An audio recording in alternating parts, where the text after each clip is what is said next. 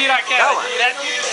Agora vai. Plantão em Ibiraquera, direto da cozinha da casa. Um D na cozinha, fazendo rango. Vê, qual é o rango aí? Dá entrevista aí pra nós. Peixe. Peixe? Peixe? Peixe, velho. Peixe fritado, né? Peixe fritado. Um arrozinho cozinhado. Tá louco? E agora estamos aí com a Dona Beiço aqui, preparando as próprias cebolas, né? Plantão em Ibiraquera.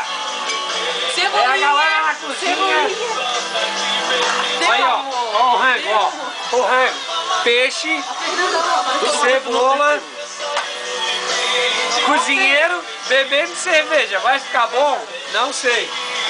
Como é que a gente fala? Mas já que Soltar de lado, como é que é? tem alguma coisa errada aqui no meio. Aqui boa tá perto da comida. O que vai acontecer nesse negócio? Vários figurantes. A Feia, a minha esposa, minha digníssima O esposa. figurante só ri e balança a cabeça aqui em cima. Tomate aí fazendo alguma coisa. Tomate. Tomate. Meu esqueminha, tô pegando. Seu esqueminha. Beijinho. Tô pegando. Voltamos a qualquer